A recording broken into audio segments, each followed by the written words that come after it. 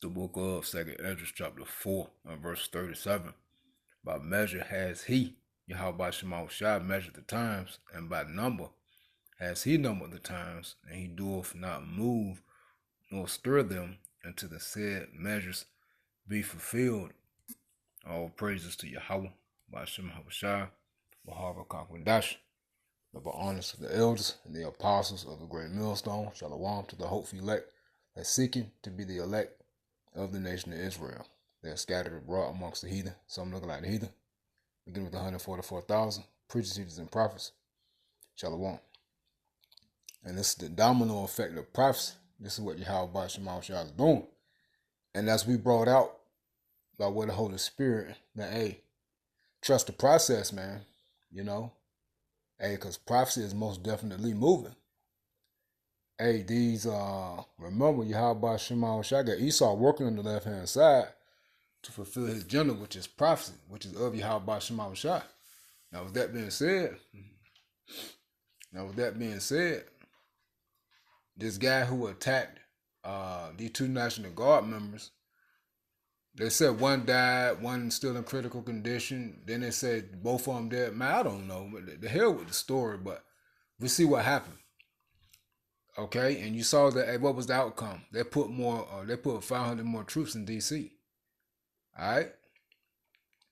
Hey, and what else did they do? 4 hours ago, Pentagon says every National Guard soldier deployed in Washington, D.C. is now armed.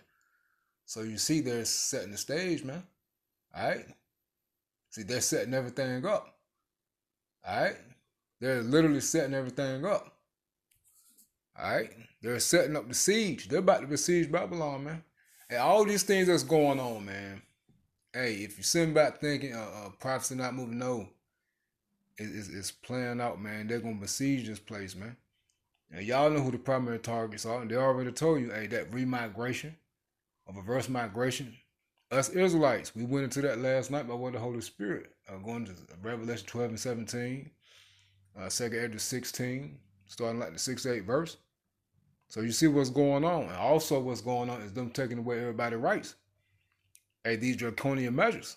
So now the officers being armed. And soon this going to be everywhere. But hey, what they're doing is, hey, they're causing more chaos and things that happen so they could justify these moves. And at the same time, they're quickly, not slowly, but quickly taking away your rights. It says the Pentagon said on Tuesday that every National Guard member deployed in Washington, D.C. will now be armed with live weapons and that they had begun conducting joint patrols with the local police department.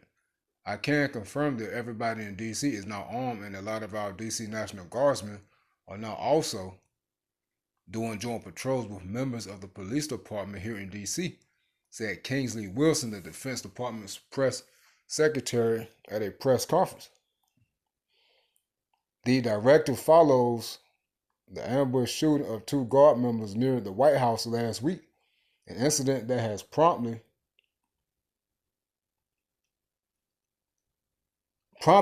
the Trump administration to order hundreds of additional troops to the city. One of the National Guard members has since died from her injuries.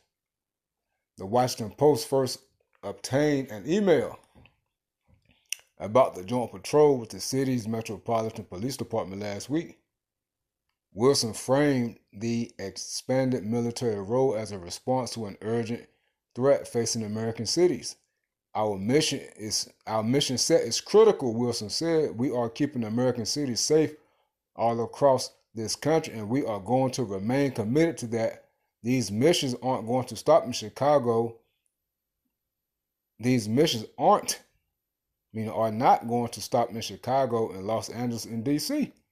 Hey, remember, January, they're going to put what? 23,500 troops out in all 50 states in these major cities. All right? So you see what's going on. The move to arm all 2,375 estimated troops currently in the capital with an additional 500 ordered last week. So that's what? 2,875. It says marks a significant shift in the rules of engagement for domestic military deployments. All right. So, hey, be ready for what? More terrorist attacks. Okay? So get ready for more chaos. All right? Remember, they're causing the chaos so they can come through with the order. This is a part of the New World Order, man. It's all planned. Although all soldiers in the Army National Guard complete basic combat training, which includes qualification with standard issue rifles and sidearms, their ongoing weapons, proficiency and tactical training vary widely depending on their military occupational specialty. The Guard is organized into combat arms, combat support, and combat service support units, and many Guard units perform in the support role, which makes carrying live weapons for domestic use a clear risk for potential escalation. It says the escalation also comes as a recent order finding the National Guard deployment in Washington, D.C. unlawful is on hold pending consideration of the Trump administration's appeal. The Joint Task Force in D.C., which oversees the National Guard's deployment in the Capitol, told The Guardian. Every service member is trained and qualified on their assigned weapon in accordance with Department of War standards.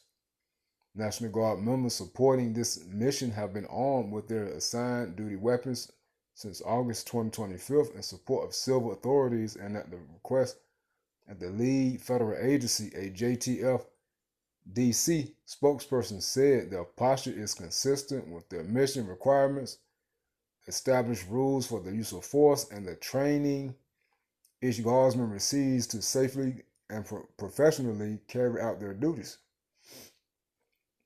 While Wilson emphasized that safety is, of course, top of mind, the rapid arming of all service in D.C. for street-level policing brings up questions regarding training and readiness to engage in civil law enforcement. Hey, again, these troops are being set out because they know more chaos is coming. All right, civil war is coming. All right, and they're gonna have the troops already there to combat these situations. All right, it says the shooting last Wednesday near the Farragut West Metro Station was blocks from the White House and resulted in the killing of 20-year-old Sarah Beckstrom. A second guard member, 24-year-old Andrew Wolf, remains in critical condition. Well, that's it, man. I mean, you can read the rest, but you see what's going on, man. All right. But I just wanted to hit this real quick through the spirit and probably how about Shamal Shah. So be ready for what's next. And there's more chaos in all these cities. All right. And for these troops to be armed. Again, they're setting the siege, man. All right. They're surrounding this place. All right. Stay prayed up in the names of how about Shamal Shah. Shalom.